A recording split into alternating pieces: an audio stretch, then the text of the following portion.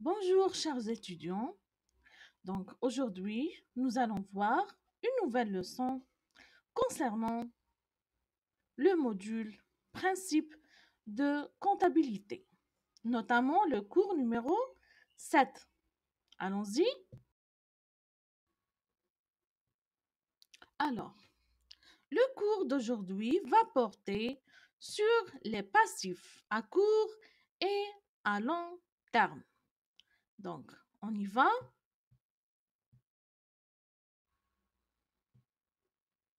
On commence par le passif à court terme, ou bien ce qu'on appelle le passif courant.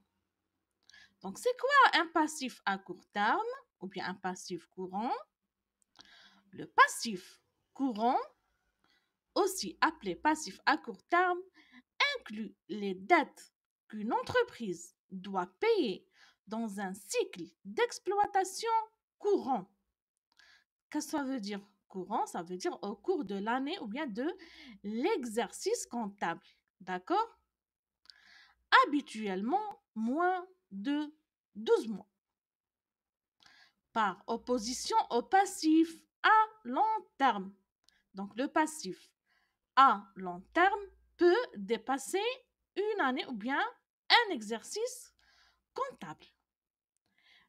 Payable pendant une période supérieure à 12 mois. Donc, c'est ça la différence entre un passif à court terme et un passif à long terme. Donc, le passif courant, sa durée est moins de 12 mois, ou bien il se passe au cours de l'exercice comptable. Et le passif non courant, ça veut dire à long terme, il se déroule au-delà de l'exercice comptable. Ça veut dire il peut dépasser les 12 mois. Donc, il est obligatoire de rembourser le passif courant. Pour ce faire, une entreprise doit gérer avec soin la relation entre le passif courant et les actifs courants. D'accord? Alors, la différence entre les deux constitue le fonds de roulement. D'accord? On a vu le fonds de roulement dans le cours précédent et on a vu la formule qui permet de le calculer. D'accord? Donc, c'est la différence entre les passifs courants et les actifs courants. Donc, il s'agit de l'un des 6 calculs qu'une entreprise fait pour évaluer la liquidité de ses actifs. D'accord? Donc, est-ce que vous vous rappelez de la trésorerie? Donc, il permet de calculer la trésorerie. D'accord? Donc, le passif courant figure au bilan avec le passif à long terme. Donc, ensemble, ils représentent tout ce que l'entreprise doit. D'accord? Donc, ce que l'entreprise doit, ça veut dire les sorties.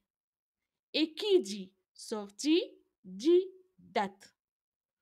OK? Donc, c'est ça le passif à court terme ou bien le passif courant. D'accord? Alors là, j'ai un bilan comptable, d'accord, délivré par une entreprise. Donc, comme vous voyez, les passifs courants figurent au bilan, notamment la partie passif, d'accord? Alors, je vous ai déjà donné, je crois dans la première leçon, le modèle d'un bilan comptable. Alors, donc, supposons que ce bilan est arrêté au 31/12/2022. Donc, j'ai les valeurs suivantes. On commence par les actifs. Donc, j'ai les encaisses, j'ai les comptes débiteurs, j'ai les stocks, j'ai les dépenses prépayées. À droite, j'ai les montants, d'accord? À la fin, je vais faire la somme. Et j'ai les actifs courants. Sans oublier que les actifs courants permettent de calculer le fonds de roulement. Ça veut dire la trésorerie. Après avoir procédé à la soustraction des passifs courants. D'accord? On commence par les actifs courants. Donc, j'ai les véhicules, les équipements, les terrains et bâtiments, les placements, les brevets d'invention et les fonds commerciaux et les immobilisations. D'accord? Donc, la somme, c'est les immobilisations. Donc, on va faire l'addition entre les actifs courants et les autres actifs, ainsi que les immobilisations. Donc, à la fin, je vais avoir le montant 300. Donc, ça, c'est quoi? C'est le total des actifs. Sans oublier que le total actif doit être égal au total des passifs. D'accord? Donc, c'est une règle à respecter. Sinon, votre bilan est erroné. D'accord? Maintenant, on passe à la partie passive. Donc, dans cette partie, j'ai les passifs et les capitaux propres. Donc, j'ai les comptes créditeurs. Donc, dans les actifs, j'ai les comptes débiteurs. Et dans les actifs, les passifs plutôt, j'ai les comptes créditeurs. Donc, c'est les contraires. Le premier, c'est quoi? C'est les entrées. Et le deuxième, c'est les sorties. D'accord? J'ai ensuite les dates de carte de crédit, la marge de crédit d'exploitation, les charges constatées, les impôts à payer, la tranche courante de la date à long terme. D'accord? Donc, tout cela sont des passifs. On passe aux passifs courants. On a les dates bancaires et autres effets à payer à long terme. Alors là, je vais avoir les passifs à long terme. Donc, le total des passifs est égal au passif courant, ou bien passif à court terme, plus passif à long terme. D'accord? Donc, le total, c'est le montant des passifs. D'accord? Ensuite, on passe aux capitaux, les capitaux propres. Donc, j'ai les capitaux propres en actions ordinaires. J'ai les capitaux propres en actions privilégiées. Et j'ai les bénéfices non répartis. C'est quoi les bénéfices non répartis? Ça veut dire que les propriétaires n'ont pas encore eu leur part des gains, ou bien des dividendes. D'accord? Alors, le total, ou bien la somme, va nous donner le total des capitaux propres. Lorsque je fais la somme des passifs et la somme des capitaux, je vais avoir le total du passif et des capitaux propres qui est égal à 300. Donc, je remarque que la somme des actifs est égale à la somme des passifs. Alors là, j'ai un bilan correct. D'accord? Donc, c'est comme ça qu'on procède à l'écriture ou bien à l'enregistrement des passifs courants, ainsi que les passifs à long terme. D'accord? Alors, maintenant, on va aborder quelques exemples de passifs courants, ou bien à court terme.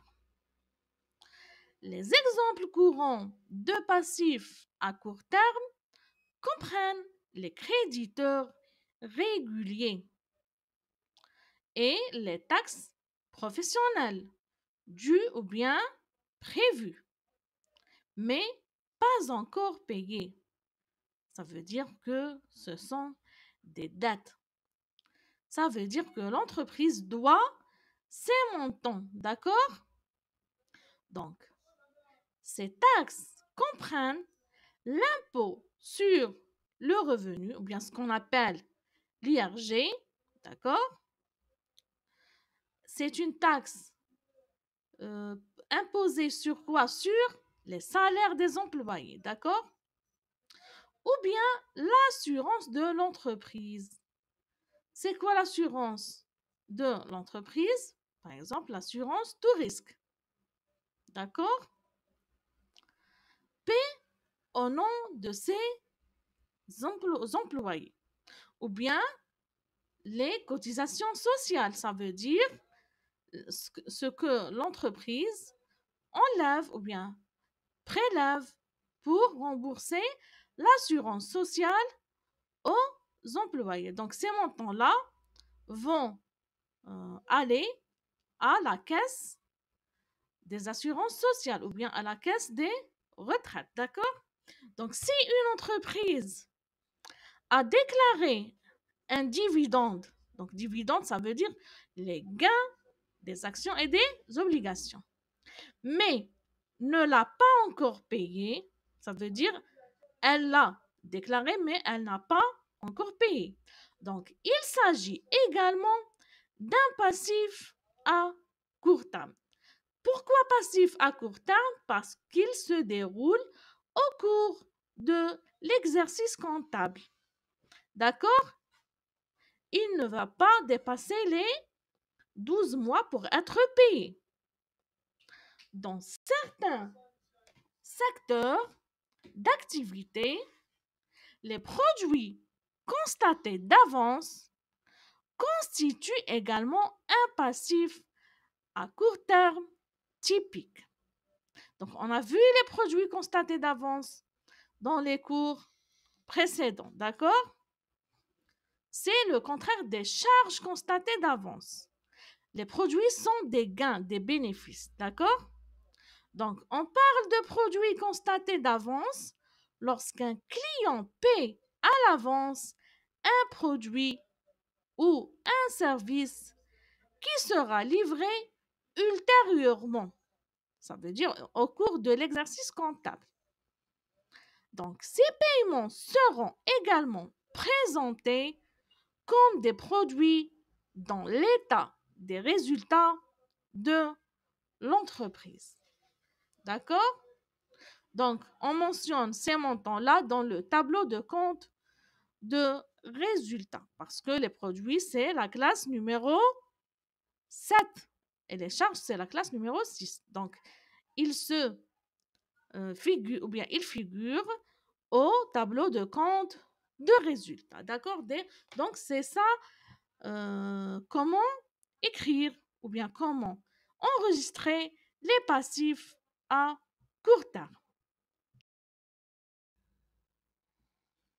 En continuant nos passifs à court terme, ou bien nos exemples de passifs à court terme, donc si une entreprise a recours à un financement, celui-ci est susceptible de figurer dans le passif à court terme du bilan. D'accord? Donc les recours sont des passifs à court terme. Si la dette est à court terme, son coût total ainsi que ses intérêts seront présentés comme un passif à court terme. D'accord? Donc, les coûts de la dette ainsi que les intérêts à payer figurent dans les passifs à court terme. C'est évident. Dans le cas d'une dette à long terme, le coût de base peut être un passif à long terme, mais le coût permanent du paiement des intérêts peut être inclus dans le passif à court terme. D'accord? Par exemple, j'ai une dette ou bien j'ai un prêt à long terme. Par exemple, je dois le payer au cours de 5 ans. Donc, je dois mentionner le coût de ce prêt dans les passifs à long terme. Mais les intérêts de ce prêt, je peux les mentionner dans les passifs à court terme. Par contre, lorsque je fais un prêt à court terme, par exemple, un prêt de 12 mois, ou bien d'une année, donc les coûts de ce prêt ainsi que les intérêts de ce prêt doivent être mentionnés dans les passifs à court terme. D'accord? Donc, selon la durée du prêt, si ça dépasse une année, je dois le mentionner comme passif à long terme. Sinon, c'est un passif à court terme. D'accord? De nombreuses dépenses d'exploitation ou bien ce qu'on appelle les OPEX.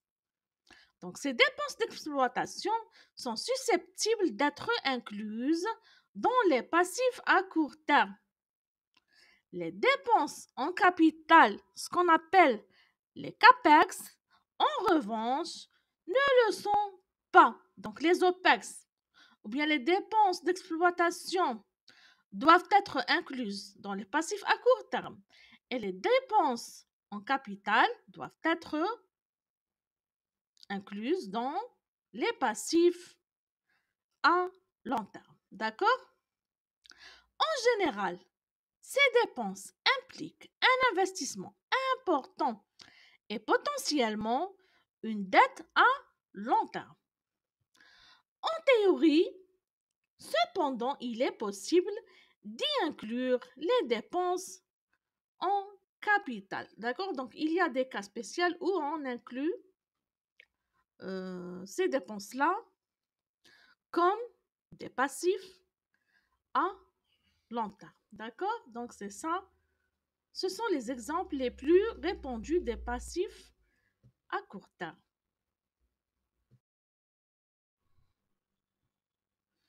Alors, maintenant, on va voir quelle est la différence entre passif à court terme et passif à long terme, et aussi appelé passif courant et passif non courant.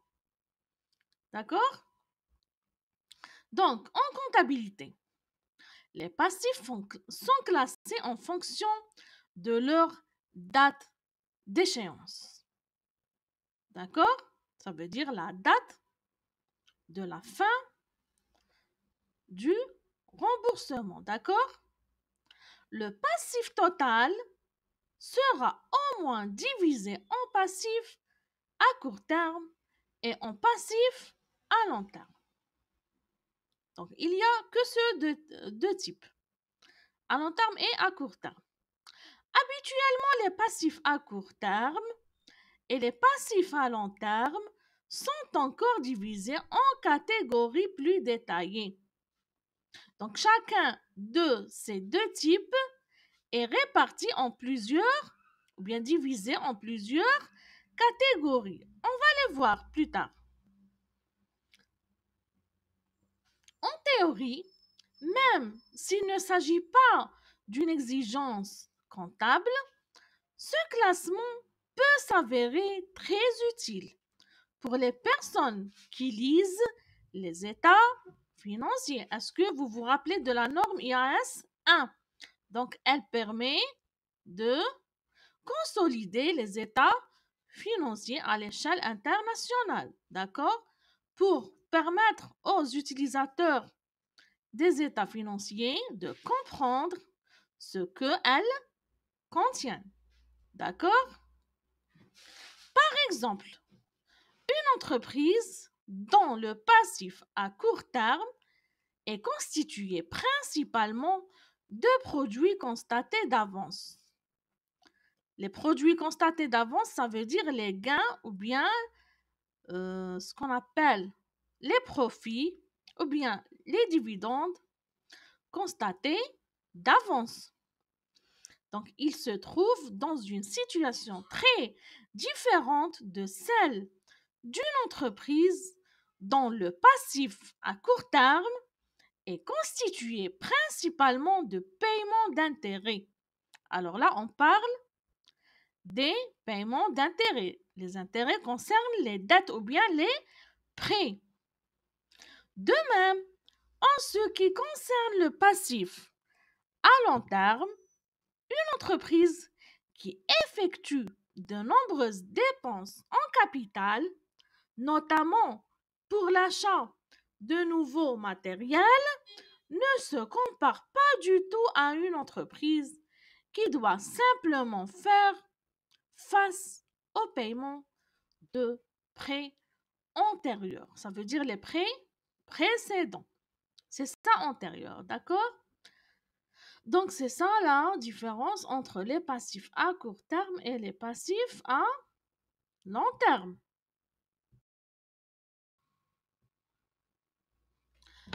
Alors, maintenant, on va voir, ou bien on va aborder comment évaluer les passifs à court terme.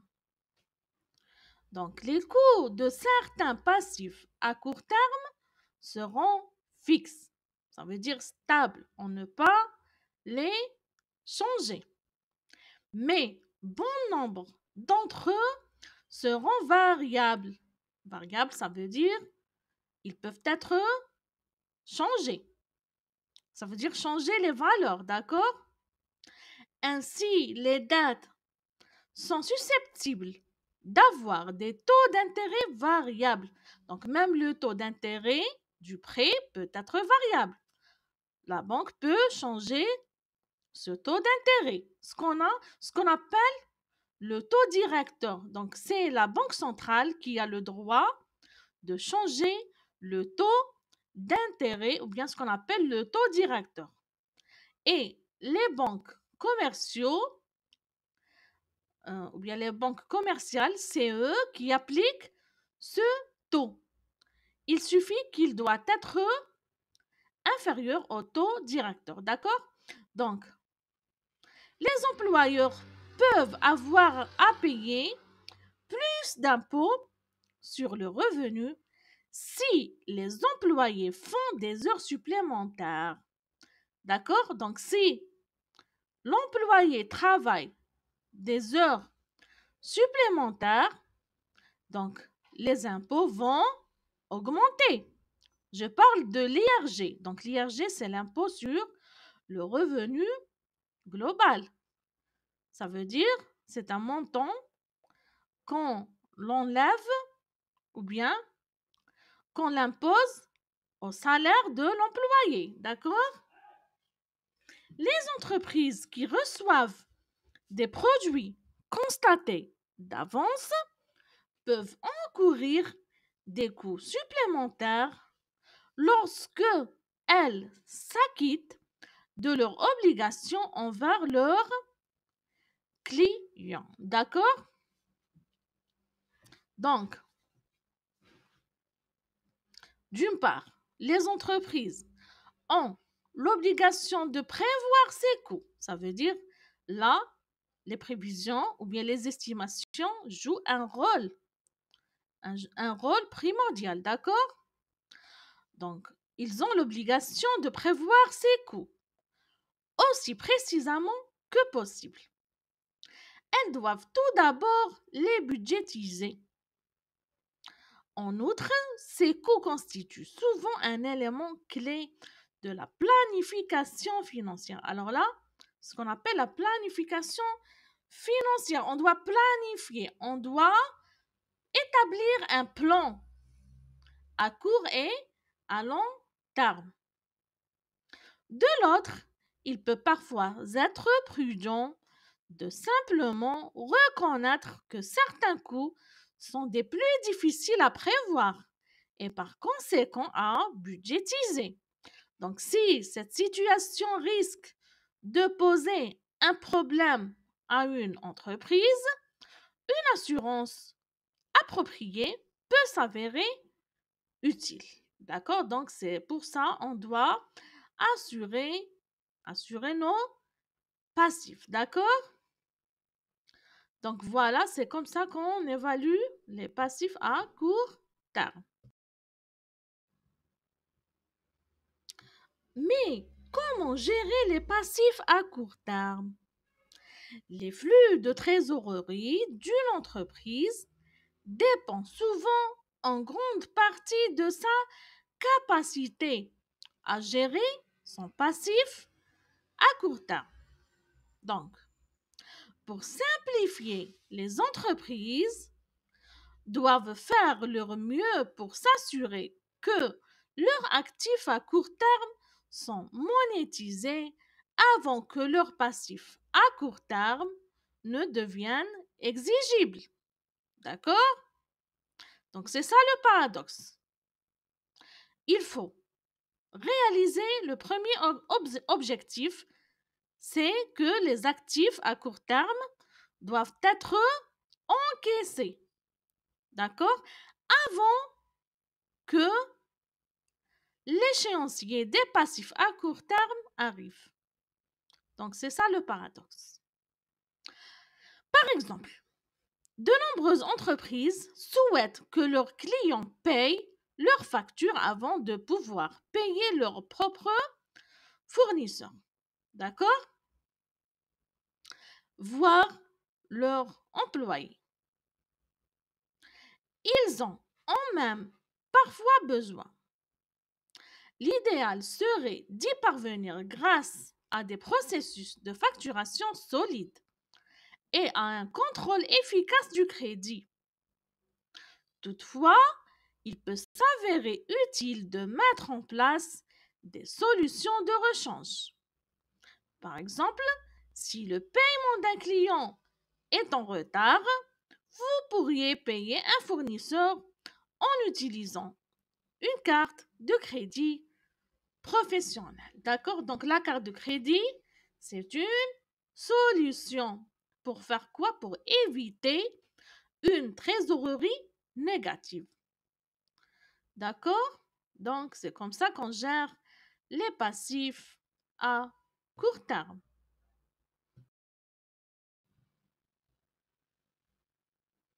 Donc, quels sont les passifs courants les plus courants ou bien les plus répandus qui figurent au bilan? On a les dettes à court terme, d'accord? On a les dettes à court terme telles que les prêts bancaires ou bien les billets de trésorerie émis pour financer les opérations. Donc, on dit billets de trésorerie et on dit aussi les bons de trésorerie. Donc, ça appartient au marché financier, d'accord? Donc, les prêts bancaires peuvent être des actions vendues, d'accord? Donc, c'est ça les prêts et les billets de trésorerie. On a les dividendes à payer. Ce sont les gains des actions et des obligations. On a les effets à payer, c'est la partie principale de l'encours de la dette, la partie courante des produits différés, tels que les paiements anticipés par les clients pour des travaux non achevés ou bien non encore gagnés. D'accord? Et on a l'échéance actuelle de la dette à long terme. On a aussi les intérêts à payer sur les dettes en cours, y compris les obligations à long terme. On a les impôts sur le revenu dû au cours de l'année suivante. D'accord? Ce sont les actifs courants les plus répandus figurant au bilan. D'accord? Alors, maintenant, on va aborder le passif à long terme. Donc, c'est quoi un passif à long terme? Les passifs à long terme sont les obligations financières d'une société qui sont dues à plus d'un an dans le futur. D'accord? Donc, quelle est la différence entre passif à court terme et passif à long terme? Donc, dans le passif à court terme, la durée de la dette est inférieure à 12 mois. D'accord? Donc, elle se déroule au cours de l'exercice comptable. Mais contrairement, le passif à long terme, c'est une dette qui se déroule au-delà d'une année financière. Ça peut aller jusqu'à 5 ans, concernant par exemple les prêts à long terme. D'accord? Donc, le passif à long terme se déroule au-delà de 12 mois ou bien d'une année financière. D'accord? C'est ça la différence entre passif à court terme ou bien passif courant et passif non courant. Donc, la partie à court terme des dettes à long terme est indiquée séparément afin de donner une idée plus précise des liquidités actuelles d'une société et de sa capacité à payer ses dettes à court terme lorsqu'elles deviennent exigibles. Alors là, euh, le tableau de flux de trésorerie joue un grand rôle, et notamment le BFR, d'accord? Ce qu'on appelle le fonds de roulement. À travers le BFR, on peut savoir si notre trésorerie est positive ou bien elle est négative. Donc, si la trésorerie est positive, donc on a un autofinancement de l'entreprise. Et si c'est le cas inverse, donc l'entreprise ou bien la société est obligée de demander plus de prêts et elle sera plus endettée de plus en plus. D'accord? Donc, on doit toujours savoir quelle est la différence entre les actifs courants et les actifs non courants, ou bien les passifs et les passifs courants, ainsi que les actifs non courants et les passifs non courants. Donc, les passifs à long terme sont également appelés dettes à long terme ou bien passifs non courants. D'accord? Donc, c'est ça le passif à long terme. Alors, pour comprendre le passif à long terme, il faut savoir que les passifs à long terme sont énumérés dans le bilan après le passif à court terme. D'accord? Donc, on a vu déjà un modèle du bilan. Donc, les passifs à court terme viennent avant les passifs à long terme.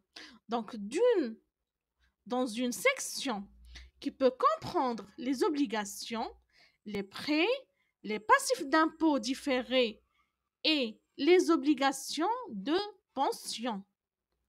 D'accord? Donc, les pensions sont les retraites. Les pensions de retraite. D'accord?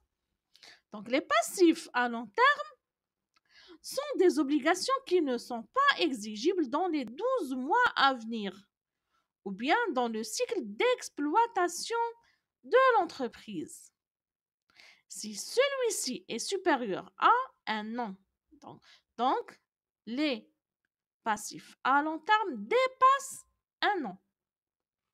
Le cycle d'exploitation d'une entreprise est le temps qu'il faut pour transformer son stock en liquidité. D'accord? Donc, c'est ça la formule. le temps dans lequel on peut transformer notre stock en liquidité disponible. Donc, c'est ça le cycle d'exploitation d'une entreprise. D'accord? Aussi, pour mieux comprendre le passif à long terme, il y a une exception aux deux options ci-dessus qui concernent le refinancement des dettes à court terme en dettes à long terme. Donc, si l'intention de refinancement est présente et qu'il y a des preuves que le refinancement a commencé, une société peut déclarer les passifs à court terme comme passifs à long terme. Parce que après le refinancement, les obligations ne sont plus dues dans les 12 mois. D'accord? Alors là, on parle de cas de prolongation. D'accord? En outre, un passif qui arrive à échéance, mais qui a un investissement à long terme correspondant destiné à être utilisé comme paiement de la dette est déclaré comme un passif à long terme. D'accord? Donc, lorsqu'il y a un investissement qui dépasse une année financière, d'accord, le paiement de la dette sera déclaré comme passif à long terme. L'investissement à long terme doit disposer de fonds suffisants pour couvrir la dette.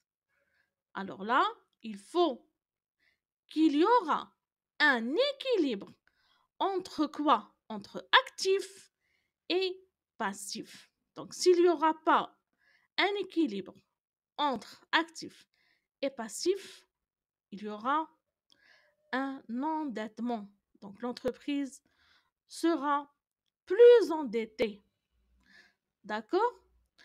Et ça, on l'appelle en économie la boule ou bien l'effet de la boule de neige. Ce sont les accumulations des dettes. D'accord? Donc, c'est ça le passif à long terme. Alors, on va voir quelques exemples de passifs à long terme. Donc, la partie à long terme d'une obligation à payer est déclarée comme un passif à long terme.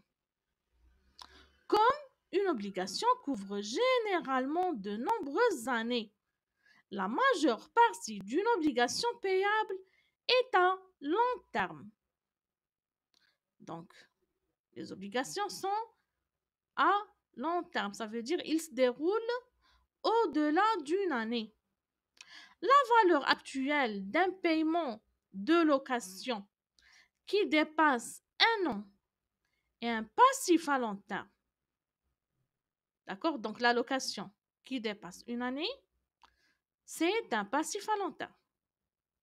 Par exemple, location d'un terrain ou bien location d'un local à usage, par exemple, de production. Les passifs d'impôt différés s'étendent généralement aux années fiscales futures, auquel cas ils sont considérés comme un passif à long terme. D'accord? Donc les impôts qui s'étendent généralement aux plusieurs années fiscales sont considérés comme passifs à long terme. On a les hypothèques aussi. D'accord? On a aussi les paiements de voitures ou bien autres prêts pour les machines, les équipements, les terrains. Donc tout cela sont des passifs à long terme. Sauf pour les paiements à effectuer dans les 12 mois à venir. D'accord? Donc, c'est comme ça qu'on fait la différence entre passif à court terme et passif à long terme. La partie due à moins d'un an est classée au bilan comme une partie à court terme de la dette à long terme. D'accord? Donc c'est ça. Ce sont les exemples les plus répandus figurant au ou bien dans le bilan comptable. Mais la question qui se pose, c'est comment les passifs à long terme sont utilisés. Il faut savoir que le passif à long terme est un outil utile pour l'analyse de gestion dans l'application des ratios financiers. Donc, ça aide à l'analyse financière. Ce qu'on appelle l'analyse financière, d'accord? C'est d'analyser les états financiers afin de pouvoir prendre la ou bien les décisions au sein de l'entreprise. Donc, la partie courante de la dette, ça veut dire les passifs à court terme ou bien à long terme est séparée parce qu'elle doit être couverte par les actifs plus liquides, tels que les liquidités. Alors là, on va inclure le rôle de la trésorerie. La dette à long terme peut être couverte par diverses activités, telles que le revenu net de l'activité principale d'une société, les revenus futurs d'investissement ou les liquidités provenant de nouveaux accords de dette. Alors, en plus de ça, pour savoir comment les passifs à long terme sont utilisés, les ratios d'endettement, tels que les ratios de solvabilité. Alors, on parle de la solvabilité au niveau de la banque. D'accord? Compare le passif à l'actif. Les ratios peuvent être modifiés pour comparer le total de l'actif au passif à long terme uniquement. Ce ratio est appelé dette à long terme par rapport à l'actif. La comparaison entre la dette à long terme et le total des capitaux propres donne un aperçu de la structure de financement et du levier financier d'une entreprise. La dette à long terme, comparée au passif à court terme, donne également un aperçu de la structure d'endettement d'une entreprise. D'accord?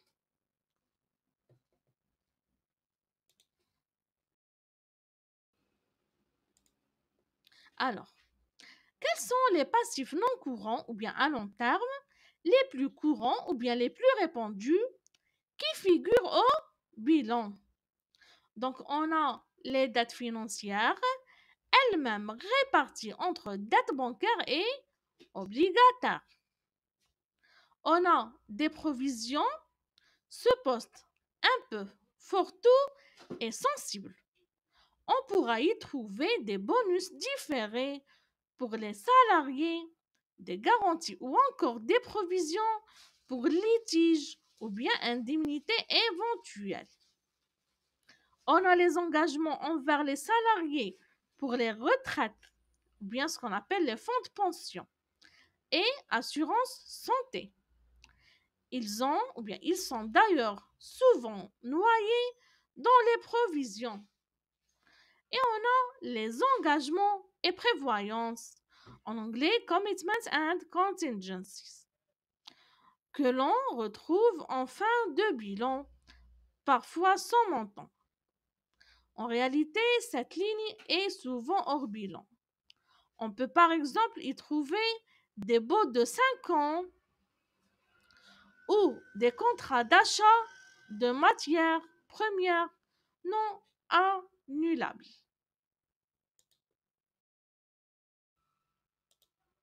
Alors là, je vous ai donné quelques exercices afin de mieux comprendre comment établir le bilan, notamment les passifs courants et non courants. Alors, on a un bilan, donc les postes du bilan de la société appelée LES 777 se présentent comme suit. Au 31 décembre de l'année 2000, on cherche quel est le montant du compte client. Les fournisseurs, on a le montant 500 000. Les emprunts, on a le montant 3 200 000. Les caisses, c'est à nous de chercher ce montant. Le capital est de 7 500 000. Les résultats déficitaires est de 200 000. Le mobilier est de 2 000 ou bien 2 500 000. La marchandise est de 2 800 000. La construction est de 5 millions et les banques est de 580 000. Donc, le travail à faire est le suivant. Sachant que la valeur du poste-caisse est le tiers du client. Le tiers, ça veut dire 1 sur 3, d'accord? Ça veut dire que le montant du client est divisé sur 3. Donc, le tiers, c'est 1 de ces 3 parties, d'accord? Donc, qu'est-ce que vous avez à faire? Premièrement, vous devriez présenter les valeurs omises. Deuxièmement, déterminer de deux manières la situation nette. Et troisièmement, présenter le bilan arrêté au 31/12 de l'année 2000. Alors, la solution. On commence par la présentation des valeurs omises. Donc, le total des passifs, on commence par les passifs. Donc, on a 7 500 000 dinars, plutôt euros, ou bien je ne sais pas quelle est la valeur monétaire ou bien la mesure monétaire de ce exercice. Plus 3 200 000 plus 500 000 moins 200 000. Ça reçoit ou bien à 11 millions. Donc ça, c'est le total passif. Ensuite, le total actif donc, est égal à 2 500 000 plus 2 800 000 plus 580 000 plus 5 millions plus le montant des clients plus le montant de la caisse. Donc, le total des actifs est égal à 10 880 000 plus clients plus caisse. Donc, on a cette formule. Le client plus caisse est égal à quoi? À 120 000. D'accord? Donc,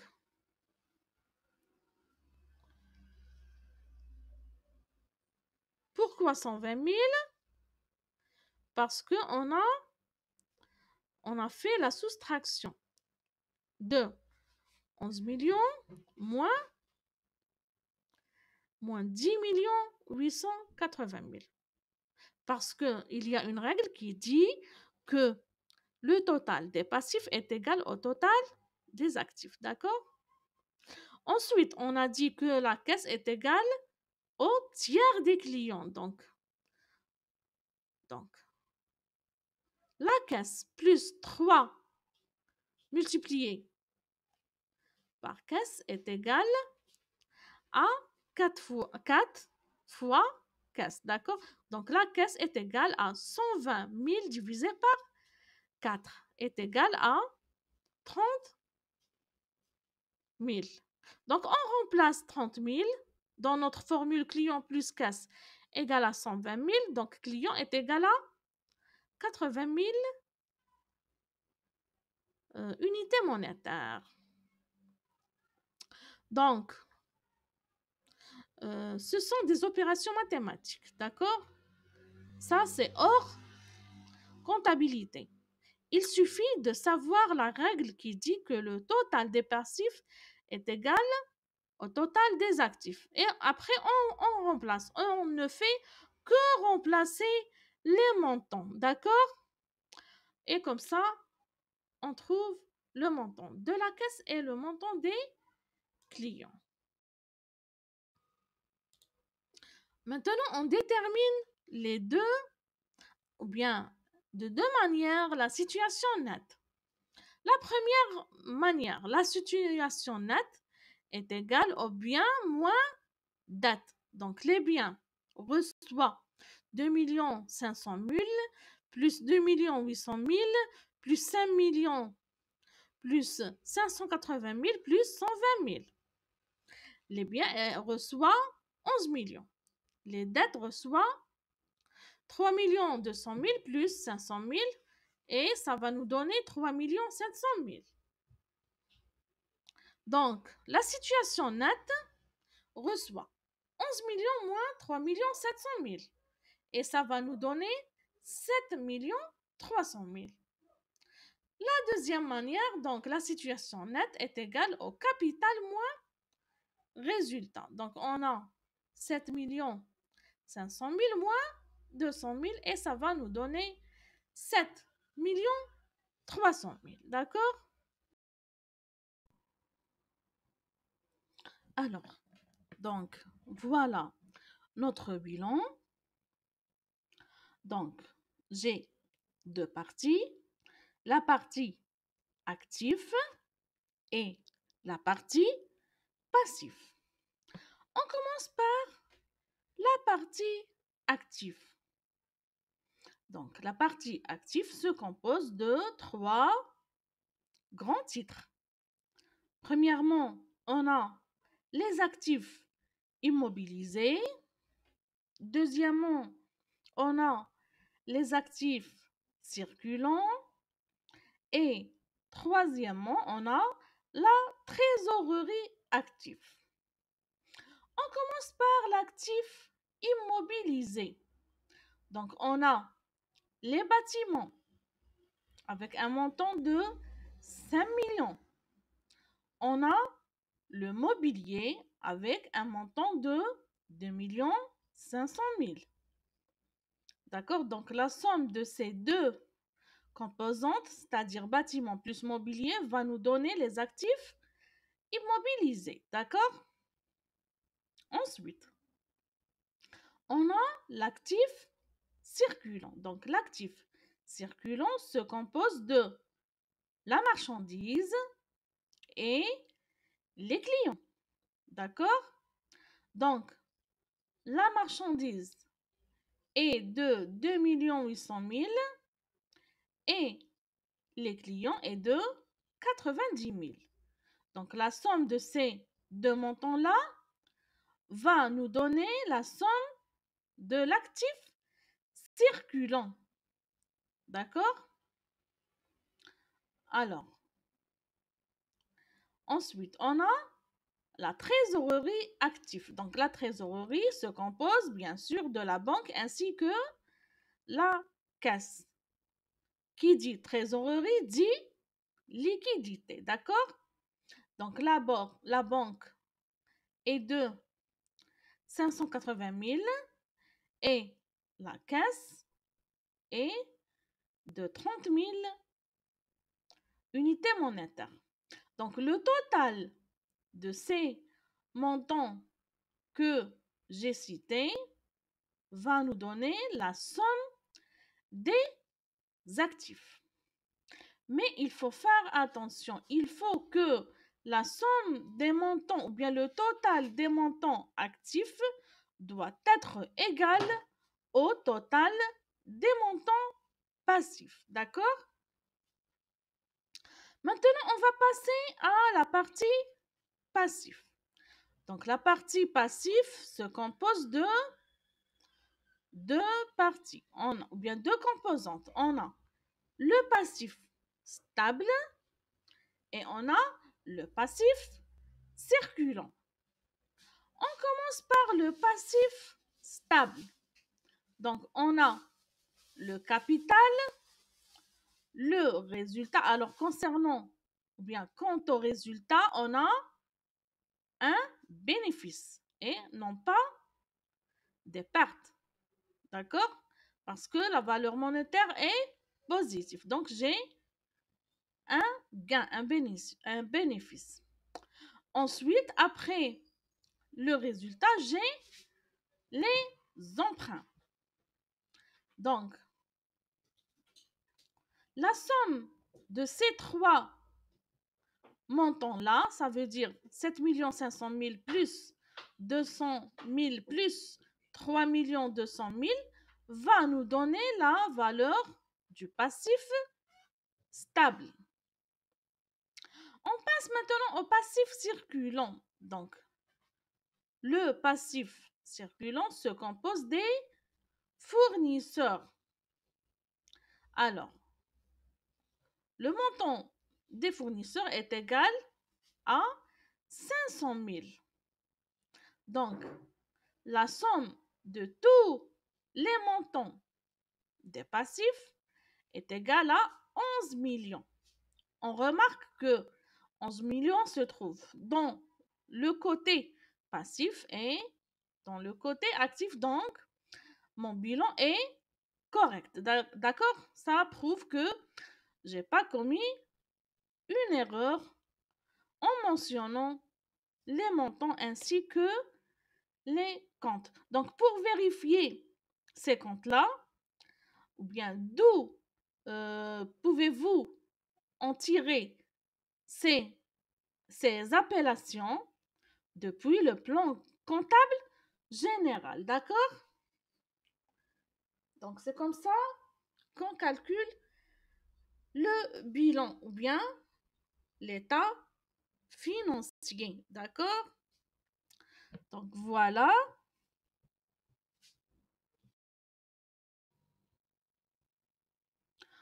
Maintenant, on va passer au deuxième exercice afin de mieux comprendre les passifs courants et non courants, ou bien à court terme et à long terme. Alors, la situation de l'entreprise SAFA, arrêtée au 1er janvier 2017, comprend les éléments suivants. On a le capital personnel, c'est à nous de calculer sa valeur. On a les constructions avec un montant de 600 000, la marchandise en stock, un montant de 200 000, le matériel de production, un montant de 230 000, le matériel et le mobilier de bureau, montant de 40 000, la banque, ça veut dire les fonds déposés. On a 80 000, les terrains, on a 440 000, la caisse, on a 30 000, les créances clients, on a 100 000, le stock de matières premières, on a 70 000, la caisse de retraite, on a 17 000, le matériel de transport, on a 250 000 et les fournisseurs, on a 41 300. On a aussi l'État créditeur 23 700. Les titres de participation, on a 95 000. Les cautionnements, on a 160 000.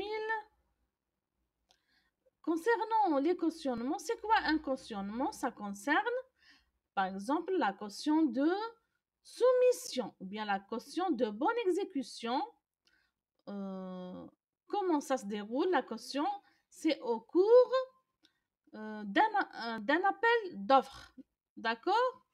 Ça concerne les marchés publics.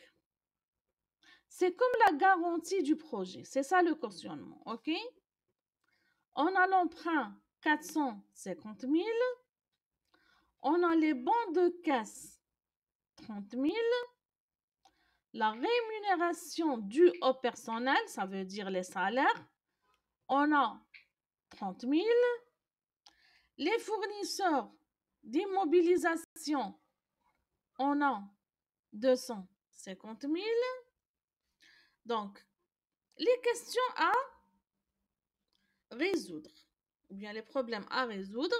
Premièrement, déterminer le total actif immobilisé. Deuxièmement, déterminer le total passif circulant. Troisièmement, déterminer le total actif.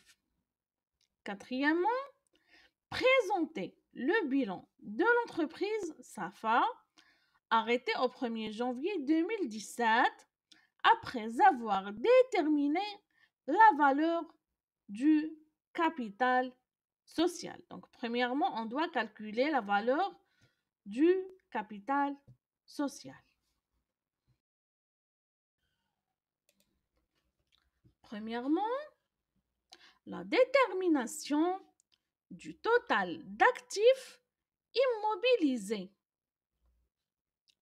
Donc, c'est quoi l'actif immobilisé?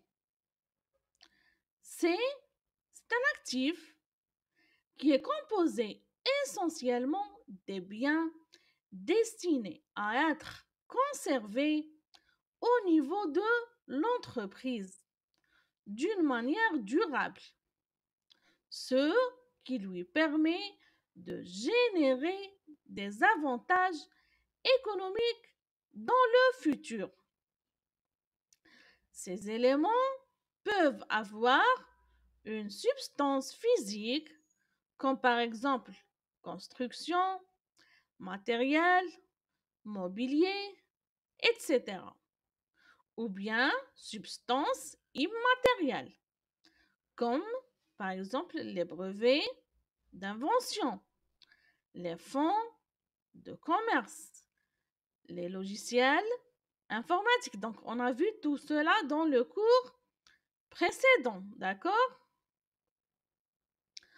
Alors, outre l'acquisition des biens corporels ou incorporels, une entreprise peut aussi réaliser des investissements dans le domaine financier par l'achat des obligations ou bien des titres de participation ou même l'octroi d'un prêt d'une longue durée.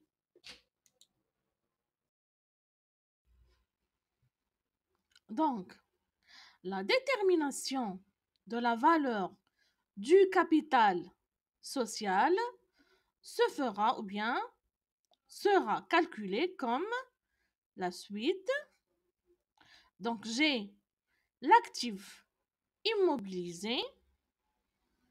On doit additionner les montants de construction plus le montant du matériel de production plus le montant du matériel et mobilier de bureau plus les terrains plus les matériels de transport plus les titres de participation plus les cautionnements.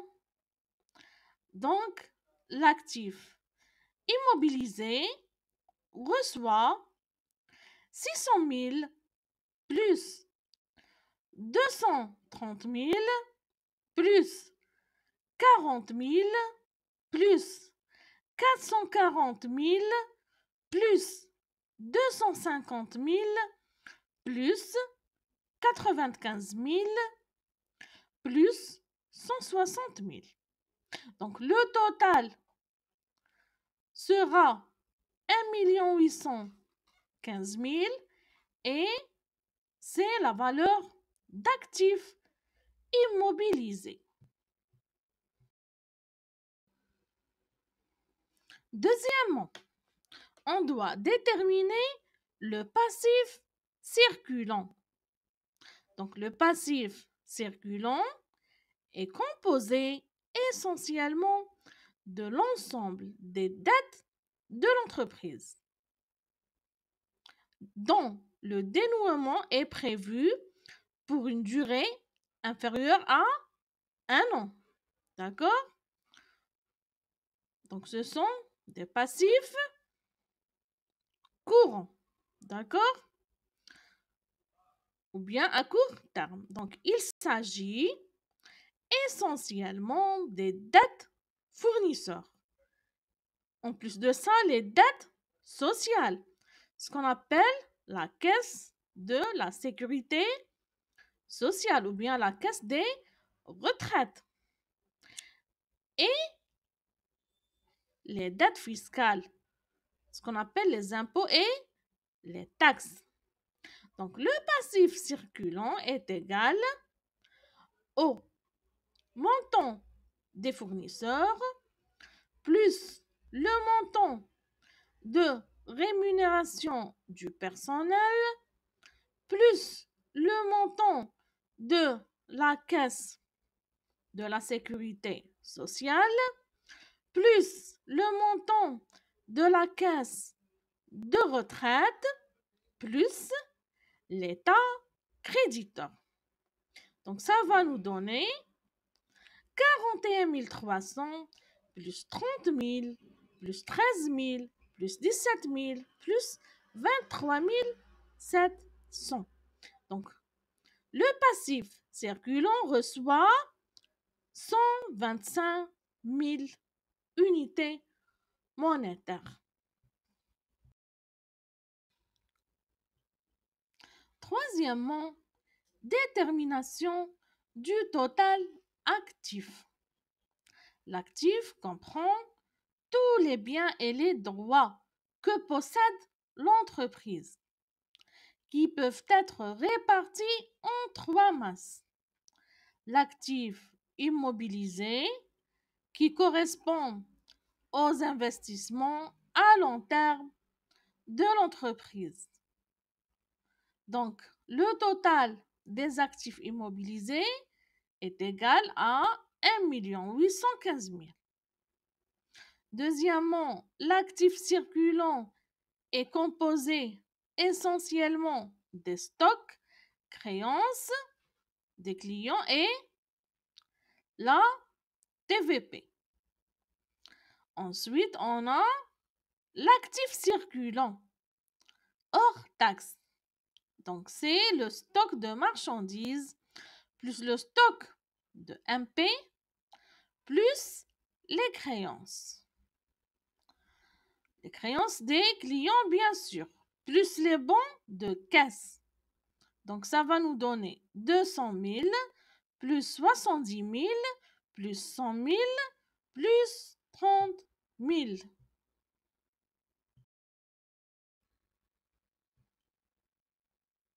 Donc, l'actif circulant hors taxe est égal à 400 000.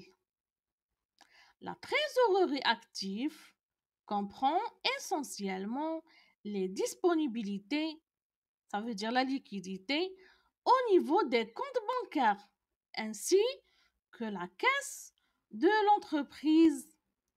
Donc, la trésorerie active est égale à donc, le montant de la banque plus le montant de la caisse. Ça va nous donner 80 000 plus 30 000. Donc, la trésorerie active reçoit 110 000. Donc, le total actif est égal à 815 000 plus 400 000 plus 110 000. Et le total actif reçoit 2 325 000.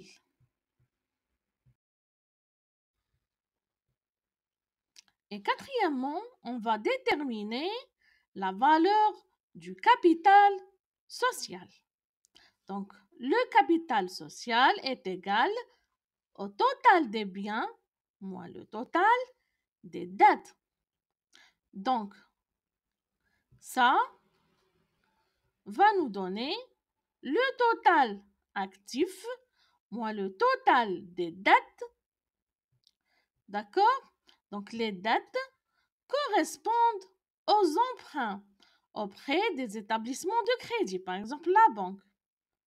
Les dettes envers les fournisseurs et les dettes fiscales ainsi que les dettes sociales. D'accord? Donc, le capital social reçoit 2 325 000 moins la somme de tous les montants des dettes. Donc, 450 000 plus 250 000 plus 41 300 plus 30 000 plus 13 000 plus 17 000 plus 23 700.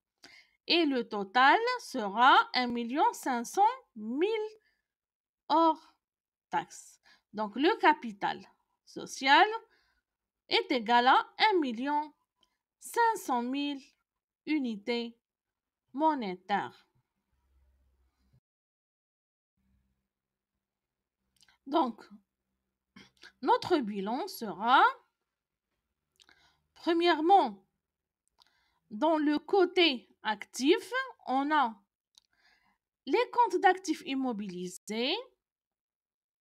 Donc, on a la classe 23, immobilisation corporelle. Donc, elle comporte la classe 231, les terrains, 232, les constructions, 2334, le matériel et l'outillage, le compte 2340 comporte le matériel de transport, la classe 2350, mobilier matériel de bureau, la classe 2486, le cautionnement, et la classe 2450, les titres de participation. Donc, en faisant le total ou bien la somme de tous ces montants, ça va nous donner le total de comptes d'actifs immobilisés. Alors, on passe à la deuxième composante, ce qu'on appelle les comptes d'actifs circulants hors taxe. Donc, on a la classe 3111 stock marchandises, la classe 3121 stock de matières premières, la classe 3421 les clients et la classe 3506 les bons de caisse. Donc, en faisant la somme de ces montants-là, ça va nous donner le total d'actifs circulants. Ensuite, troisième composante, on a le compte de trésorerie. Donc, ce sont des actifs. On a la banque et la caisse. Donc, la banque, on a le compte numéro 5141 et la caisse, le compte numéro 5161. Donc, vous, pour savoir d'où pourriez-vous tirer ces classes comptables, donc depuis quoi? Depuis le plan comptable global ou bien général, d'accord? Donc, la somme d'actifs immobilisés plus l'actif circulant plus la trésorerie, ça va nous donner le total actif. D'accord? On passe au passif. On a trois composantes. Compte de financement permanent, compte de passif circulant et compte de trésorerie passif. On commence par le financement permanent. Donc, on a la classe 11, les capitaux propres. Elle se compose de la classe 111 qui représente le capital social personnel. Ensuite, on a la classe 14, dette de financement. Elle comporte la classe 1410, emprunt obligataire, et la classe 1486, fournisseur d'immobilisation. En faisant la somme de ces montants-là, ça va nous donner la somme de financement permanent. D'accord? On passe au compte de passif circulant. Donc, on a les fournisseurs, classe 4411. On a la rémunération due au personnel, classe 4432. La caisse de la sécurité sociale, on a la classe 4441. La caisse de retraite, classe 4443. Et l'état créditeur, on a la classe 4450. En faisant le total ou bien la somme, ça va nous donner le passif circulant ou bien le passif courant, d'accord? À court terme. Ensuite, on a les comptes de trésorerie. D'accord? Donc, il n'y a pas de compte de trésorerie. D'accord? On l'a déjà calculé précédemment dans l'exercice. Donc, la somme de tous les passifs, ça va nous donner 2 325 000. Donc, c'est la même valeur qui se trouve dans le côté, bien au côté droit. D'accord? Donc, la somme des actifs est égale à la somme des passifs. Donc, mon bilan est correct. Donc, voilà, c'est le cours d'aujourd'hui.